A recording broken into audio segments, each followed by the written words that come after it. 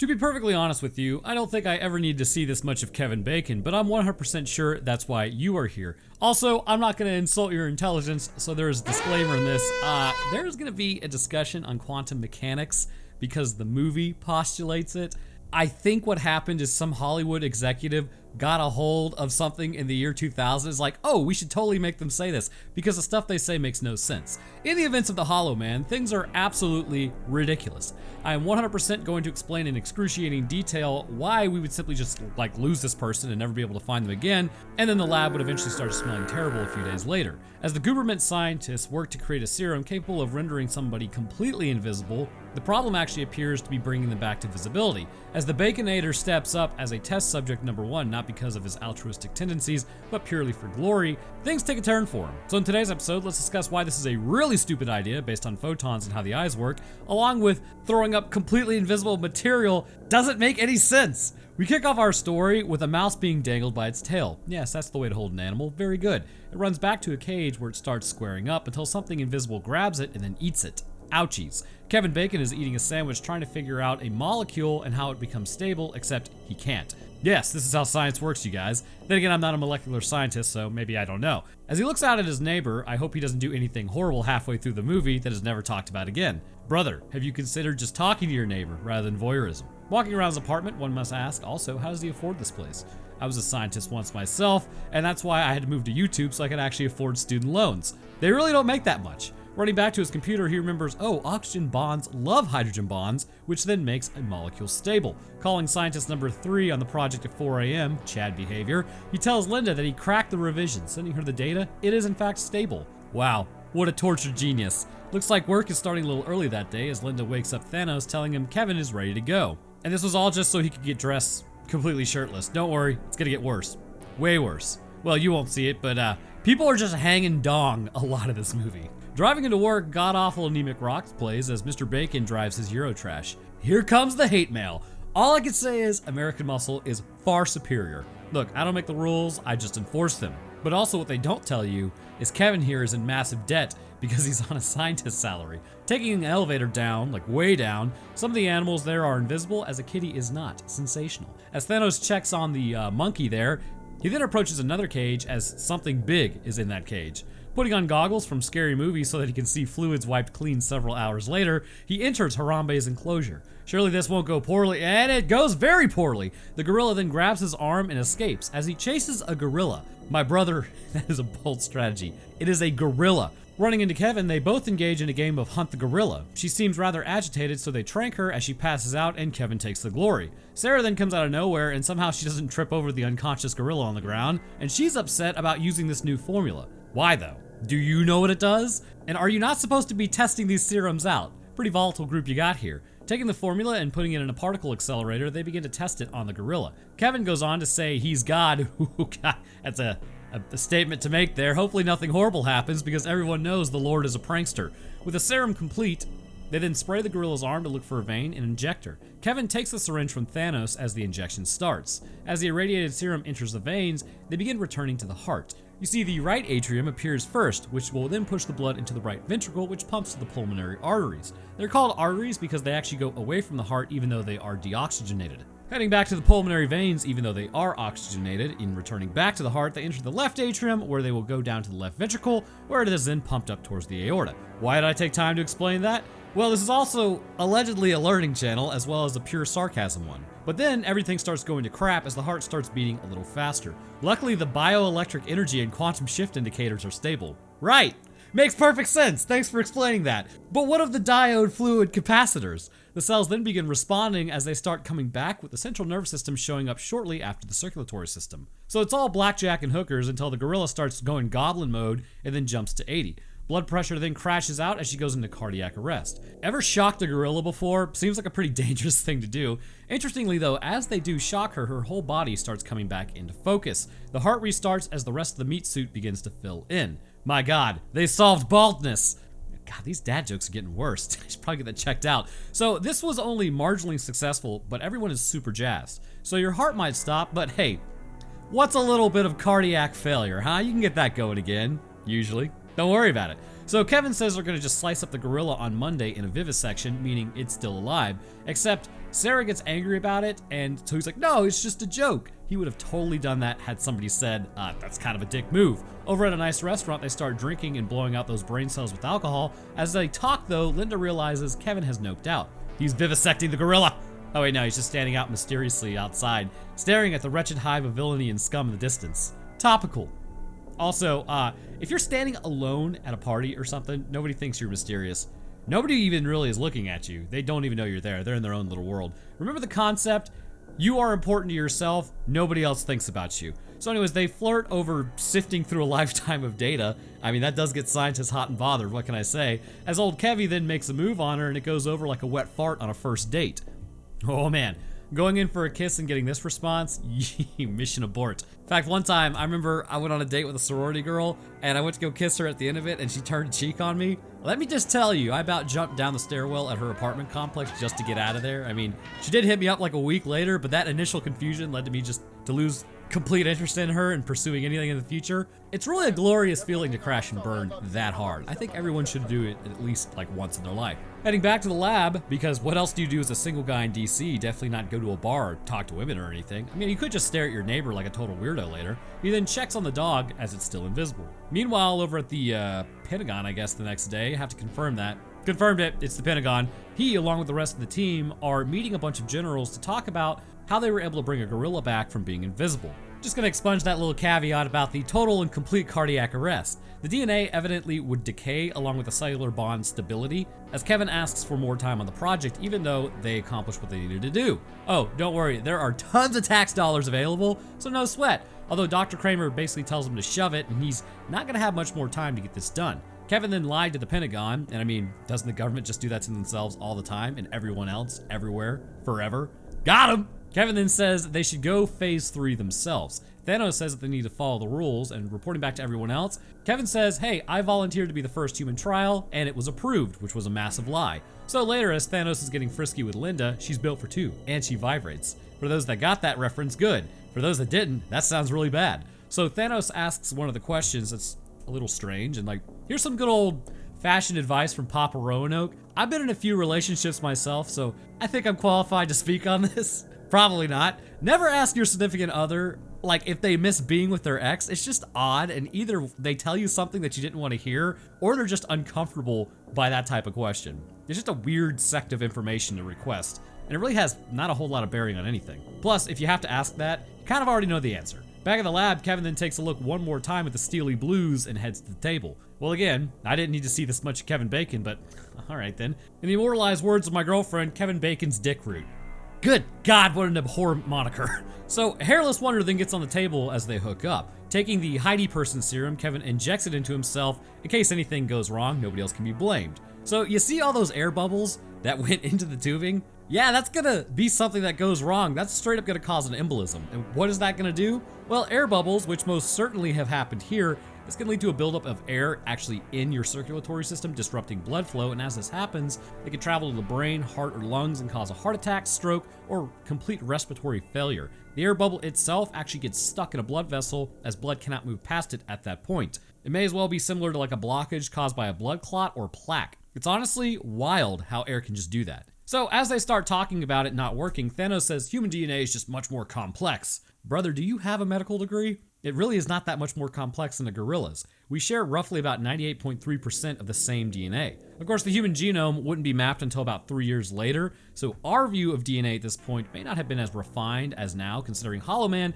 came out in 2000 just flat. So they get a pass, but it's on thin ice. Kevin then starts saying his arm tingles as it's moving back down into his back. So after several shots of Kevin Bacon's ass and crotch, the cameraman finally is like, this is kind of a weird camera angle, right? Like, this is supposed to be a normal movie, not an internet movie. So the serum thankfully begins working as the pulse is 170 with the blood pressure 180 over 110. Yeah, man, you better hope that you don't have anything even remotely resembling a weak point in your blood vessel, or you're gonna just aneurysm out. So as Meatman continues thrashing, they say his pulse is holding steady at 180. And what you really mean is the heart literally cannot beat any faster at his age. That's not stable, that's called tachycardia. In fact, actually, you can figure out your max heart rate, 220 minus your age. That's pretty much where your max out is. So panning to his crotch, why God? Pulse starts dropping as he starts thrashing even more, and now he's just a spooky, scary skeleton that evaporates. His bioquantum phase shift has happened.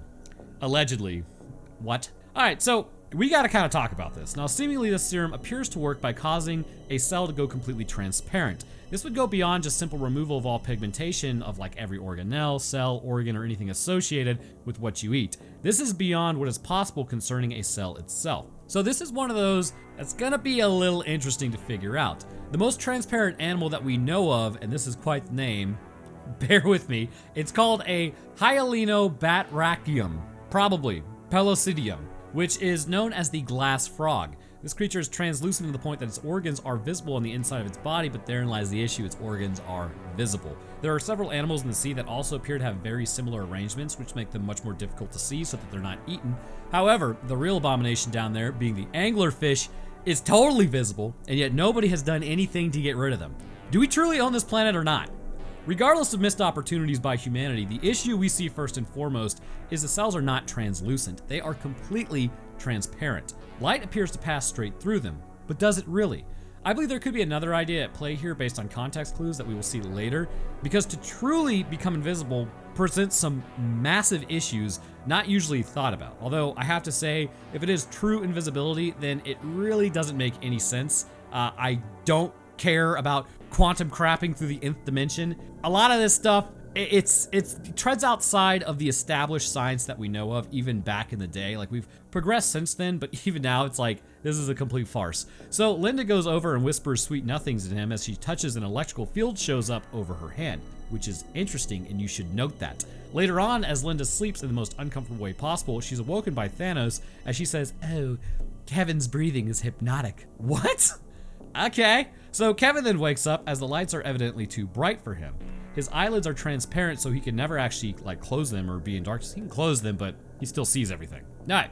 So based on this, let's talk about the eyes for a second. First, you would be straight up blind, and it's all based on how photoreceptors work. When light enters the pupil, it goes past the lens and then is projected onto the back of the eye, onto the retina, where the actual photoreceptors are located, known as cones and rods. When light enters and strikes these, the photons are then converted into electrical signals that are then used by the brain to determine what you are seeing. So here's the problem. When you are completely invisible, that means light is fully passing through you. It is striking nothing in order to cause those electrical signals to be sent. If it was striking something in order to allow him to see it all, then the photons would be stopped, indicating that something is in fact there. This would create a shadow at the very least, but more likely it would show the back of his eyes because those photons after striking would bounce off and then enter another person's eyes. This shadow would show that the receptors of the eyes are in fact blocking photons. But because there's no shadow or no reflection or anything, there is no way that the photons are striking the retina,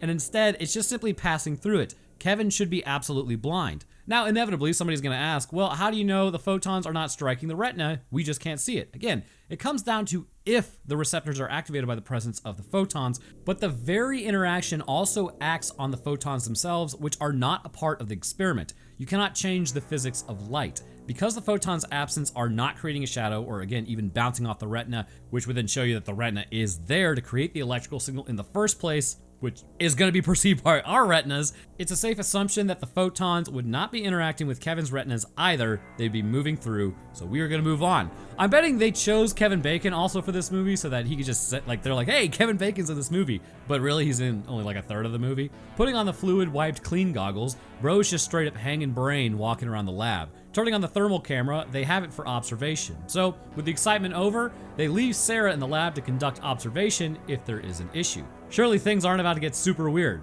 They are. Leaving his room, of course he goes to check to see if Sarah's awake. Maybe they shouldn't have made the total weirdo with zero empathy and a god complex invisible. Too late now though. So he makes moves on Sarah as she wakes up and calls out to Sebastian. He predictably does not answer and is gone also from his bed. He lays back down as in the next day he's questioned about what he did the night prior. Sebastian says, oh, I couldn't sleep, so I got a cup of coffee. That makes no sense, bro. You wanted to sleep, so you drank caffeine? Very good. So the next day, Sarah starts ripping the electrodes off Kevin because she's creeped out by him because he's creepy, as Janice now heads to the bathroom as Kevin continues his reign of weirdness. As she enters the bathroom, they couldn't have budgeted for like some stall walls or anything. I mean, it's a large bathroom with a toilet just out in the open. It's really kind of strange. So Janice gets creeped out. She puts on her goggles but sees no one. But clearly, someone just peed in that toilet next to her. So back in the meeting room, the group talks about what a person would do if they couldn't be seen. Harass people and watch people pee, evidently. Concluding their smack talking session, you guys really gotta start checking for indents in chairs, as he was sitting there listening to the whole thing. Later on, as Linda checks a serum sponsored by Coke, her Coke is then moved. As then she places the logo directly at the camera again, sponsored by Coke. Luckily, so did Sebastian. So Kevin gives Linda a non-consensual shoulder rub. So he then kisses her and she decides to nope out. At least I hope that was a kiss, because all he says is, "Oh, what does this feel like?" And she's like, "That feels really familiar." Gross. So Sebastian goes way too ham on her, like, bro, no finesse at all, just a bull in a china shop. So to stop him from being an absolute total weirdo, they're bringing him back 3 days later. Injecting him with cyanide, I mean, maybe they should have, but instead they inject him with the antidote. As it goes to his heart, he starts having a gorilla freakout. Oh no, if only there was something that would have warned that this was probably gonna happen. Kevin reports that he can't breathe as his lungs have now seized, which is interesting, and we will talk about that. Kevin, calm down. They gotta intubate you. Kicking Thanos in the face, Sebastian then gets up before it starts going the other way, as oh no, his quantum regubulators are failing. Intubating him, his heart is stopped as they start CPR. At least you can see it actually working. Also, that is horrible CPR. Kevin's heart though restarts, but he's out of his quantum numerology as it's failing out. So let's talk about the gorilla in the room. This process went exactly how it went on the gorilla, except did you happen to notice there was a critical difference? They didn't shock him. They were going to, but instead his heart was able to restart with standard CPR, although that was not standard CPR, before they attached the paddles. This was the critical flaw in bringing him back, which I am surprised no other scientists saw. Then again, the movie would be much shorter. Going back to the gorilla shocking, almost immediately after every jolt, its entire body would come back into view before disappearing again. With this knowledge, we know that electricity in some way must interact with this process, and that the serum itself is allowing for photons to pass through the body. Of course, with the quantum phase shift that they were talking about, they're almost indicating that the person may literally be in another quantum dimension of sorts, which allows for light to pass through them entirely. But then, why would electricity bring them back? So this is the only thing I can really figure out may be happening. The cells themselves become coated in this material over the entirety of the body, which is why it takes a few minutes to properly saturate the body, but once every cell is saturated, it becomes completely transparent. This may also be why they were talking about cellular adhesion to one another. It appears as though if the molecule is not correct, it will disrupt cellular adhesion, which means your body basically just falls apart. The issue arises also with the concept of light. There is no known way light can simultaneously interact with matter while also not interacting with it. It simply does not exist in this non-compatible way, at least concerning our understanding of biological interactions, and with this, basically our understanding of physics. Which, our understanding of physics, I mean, it's not completely correct all the time, so, you know, take that with a grain of salt. So, what is happening then? How is invisibility achieved? I'll level with you because it's not possible at its most basic component, that being how light hits the eyes. It's not possible with any known technology either. You can become transparent, which will make you harder to detect, but to be completely invisible, it's not gonna happen. More so when we see him throw up later, well, you just see him do it. You don't even see anything come up. But so this puts this at an unknown quantum level issue where electricity appears to somehow reverse the process, which we will discuss. As a result, let's start with the most basic of what we know. This serum, again, coats the cells, induces some sort of quantum phase shift, as reported by the other scientists. From here, the person is rendered 100% transparent with no visual distortions in the environment from them existing there. Once the antidote is administered, it by itself appears reliant on electricity, and the electricity from the body appears somewhat capable of helping it to clear the original serum coupled with the antidote. However, the antidote has either a short shelf life and it's not able to overtake the serum quickly with the aid of electricity, then the serum will just resaturate the cells. As a result, supplementary electricity must be added, and this will rapidly aid in breaking down the serum, or at least this suggests the serum could be charged somewhat, and then the antidote attaches. The neurons of our brain actually have a negative potential resting charge. When they are depolarized, this causes a transmembrane potential to be sort of transiently positively charged momentarily, while most other cells in the body are effectively neutral. Because of this, the seizure appears to cause people to start coming back as the positive charge picks up in higher quantities. This is also what happened when his lungs essentially seized. The diaphragm and intercostal muscles had basically all discharged at once, and they could no longer expand and contract, allowing him to breathe. So this would indicate that the serum is broken down through the process of allowing for the antidote to effectively bind and render the serum altered, allowing for invisibility to fade. However, because the body cannot keep up this positive potential, the process is not brought to completion. Defibrillators use both negative and positive energy in order to shock you, and while the negative does not appear to have an effect on it, or likely doesn't, positive may add in the extra push to help the antidote bind to the actual serum. And the reason I say it's positive over negative is because, again, your neurons and their resting potential essentially are negative, and it doesn't really seem to affect the serum with the antidote. There has to be that massive discharge, which makes the membrane positive. So waking up in the bed, he realizes it didn't work. Kevin says Kramer doesn't need to know yet, so they decide that they've had enough of Kevin being a total nerd, so they dump refried beans that have been pureed onto his head. Take that, nerd.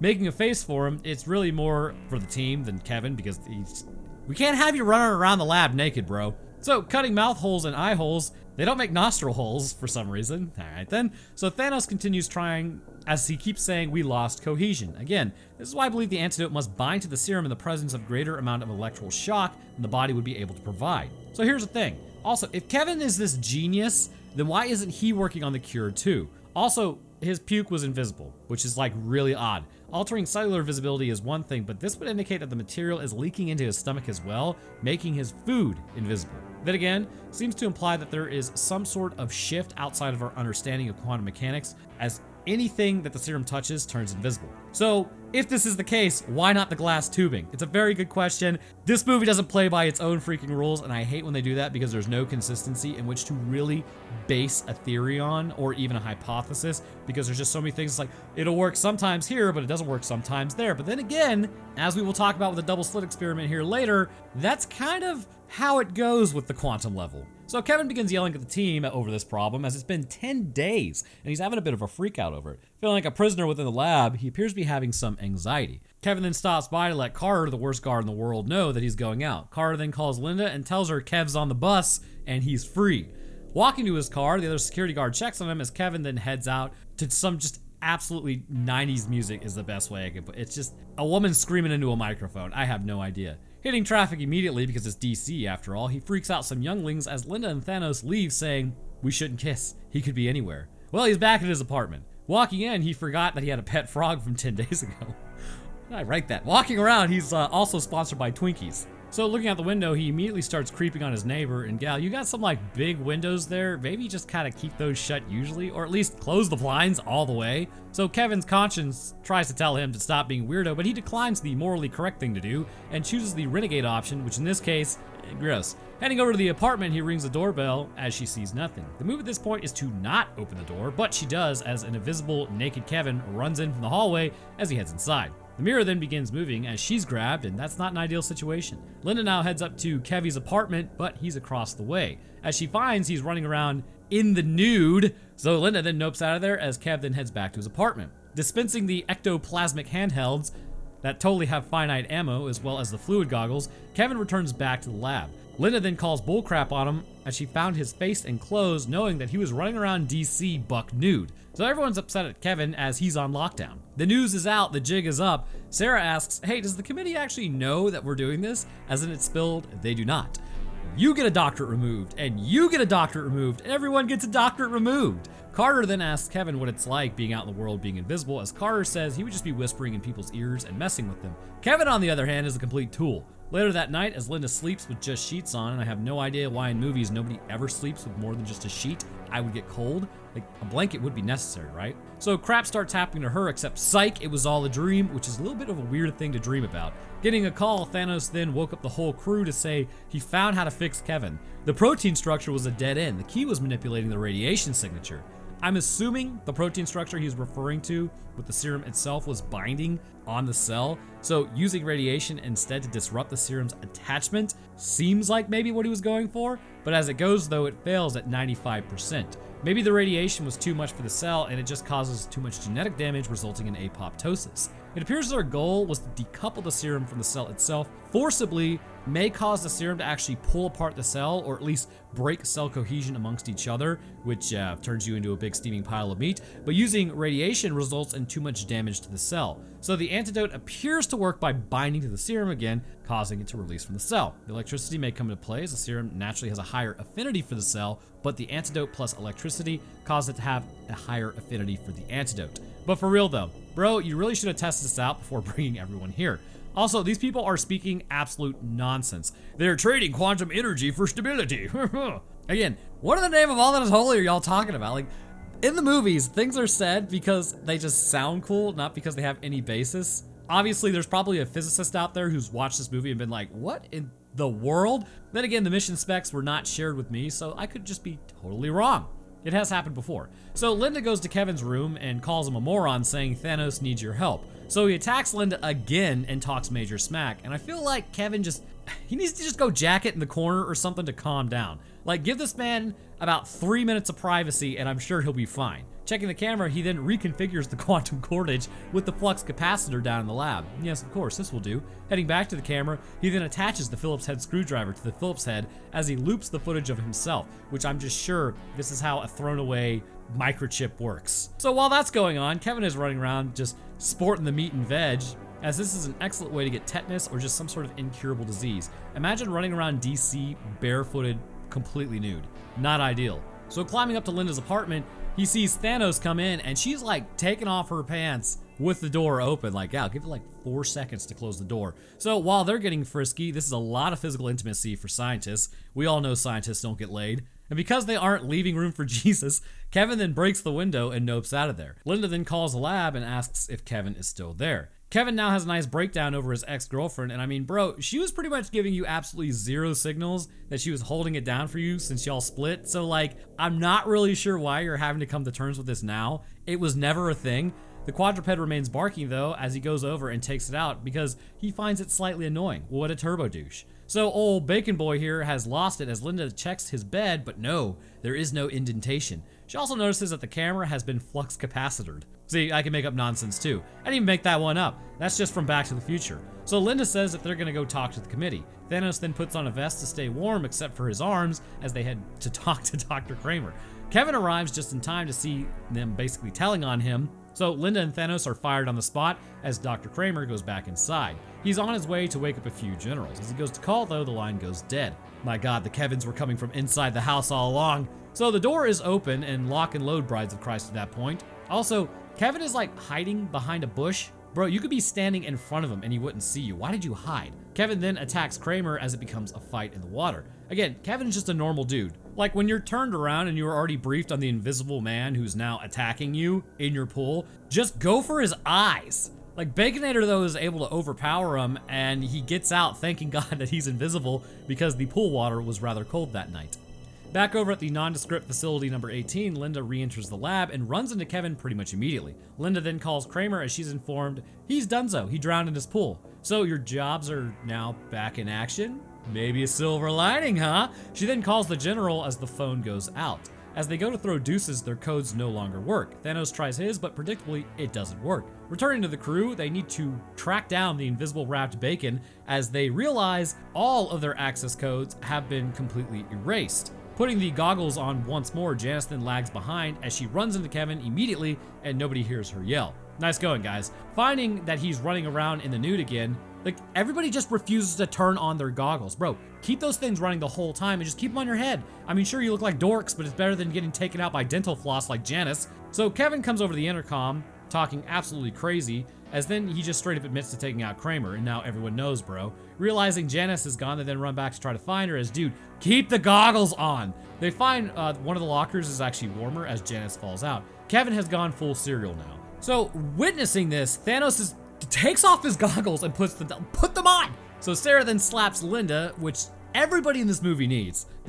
My God. So Frank tries to restore the codes as Linda says she's gonna go take out Kevin, getting the motion detectors going. How exactly are those going to detect motion of something that shows no motion because the light doesn't change? He's invisible. But you know what's even worse? It shows up. Carter and Thanos then spread out like a pair of geniuses as Frank and Sarah re-enter the main lab room before predictably Kevin disappears. Gee, I wonder how he did that. Also, how does he show up on the motion sensors just to not show up again? Anyways, so Carter approaches some worn spots as Thanos then fires a shot. Thanos misses every single shot as Carter is then thrown and taken out. And again, Kevin isn't superhuman. He's just invisible. How did he lift Carter? Kevin then seals the door with Thanos. Okay, so he starts asking, where is he? Bro, if you don't put on the goggles, my God, I'm gonna lose my mind.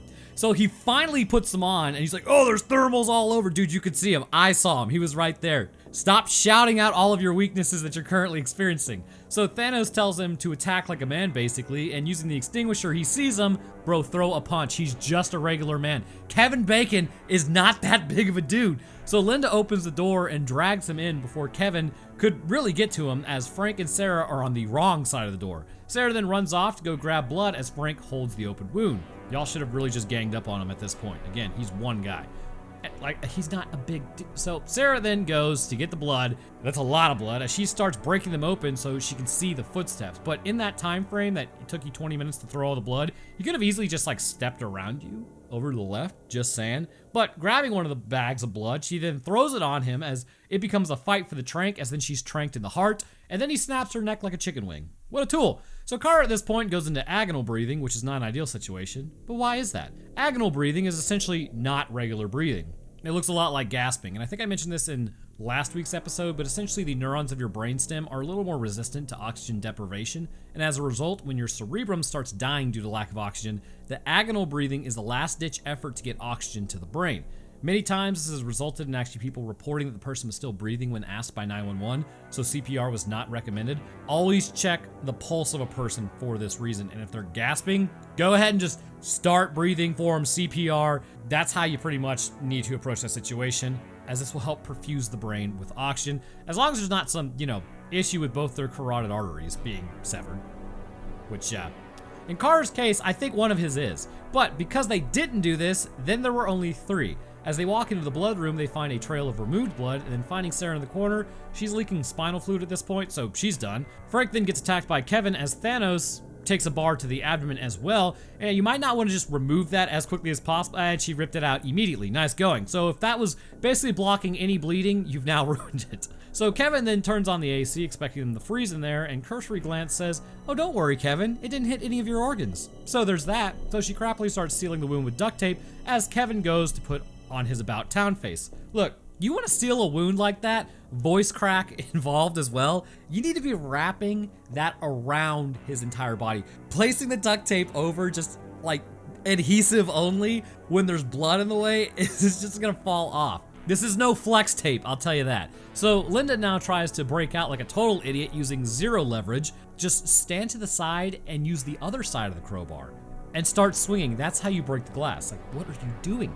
Resigning herself to her fate after giving up after about 3 seconds with Thanos passed out and her slowly freezing, the survival instincts on this gal actually take away from other people's survival instincts. However, she does have an idea. Wrapping the quantum wire in phase shift tubing and some shock pads, she creates a bulldozer. Wrong movie. While that's happening, Kevin is creating his own concussive force detonator. Linda then creates a electromagnet as she uses that to open the door lock. Pulling Thanos out of there, I'm sure he'll warm up by himself, but she actually does a smart thing. As Kevin continues building his concussive force detonator, Linda then lights a fire to keep Thanos warm. Setting the agitator for 5 minutes, he throws deuces as then he heads to the elevator and leave. Being found by Linda, he's like, nope, I'm headed out, as then she lights Kevin on fire. I guess you could say she likes her bacon crispy. And now you can see the horrific burn, so there's that. He's visible once more. So as he runs off though, he slowly disappears because his skin ashes out. Yeah, I'm not so sure about that one. Starting the overhead fire extinguishers, she just looks down the hallway one way that he ran. Why not look behind you? Kevin then grabs her as it becomes a fight, arguably. It's not really a fight, she's just getting absolutely rocked. Luckily, Thanos shows up to smack him in the head saying, stay away from her. Bro, he's on the ground, you have a crowbar, double tap. Just double tap him real quick. You create a nice indention in the skull right there, he's not getting back up. But instead, he doesn't, and then he throws the crowbar down and walks away without his force enhancer. So Kevin grabs it, and luckily Thanos was able to block the hit as Kevin hits an electrical box and is shocked as his body starts coming back into view. And this seems to imply that the antidote is still in his system and it does not have a short shelf life or anything like that, and the electrical shock was able to permanently bind some of the serum bringing him back more clearly into sight. Something also to be known about AC current is it alternates between negative and positive charge. So how they didn't see the shock pads working on the gorilla before is beyond me. Running into the lab, they realize it's nitroglycerin and the agitator is about to start agitating. Of course, it's not really an agitator or anything like that. It's actually called a centrifuge, but you get it. It then spins up as they begin their climb out of the world's deepest government lab. The nitro then goes off, releasing a ton of concussive energy, and you're probably thinking, surely Kevin couldn't have survived that. Well, you'd be wrong. The elevator starts getting blasted up as they duck onto the side as the pit of hell is just below them. How lucky. The elevator then has its brakes engaged before hitting them, but it's a government elevator, so it brakes. Classic.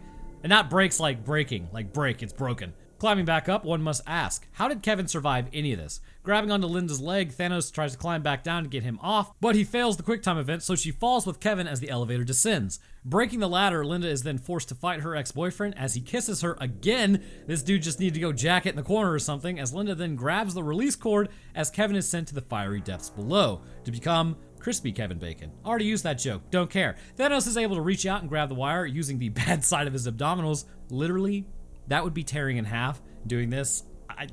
So the fire just sort of vibes out below at this point as security now comes out with a force multiplier for some reason as the firefighters go to put out the lab, and all's well that ends well. Well, except for those interns that got totally destroyed, but hey, what are interns for, right?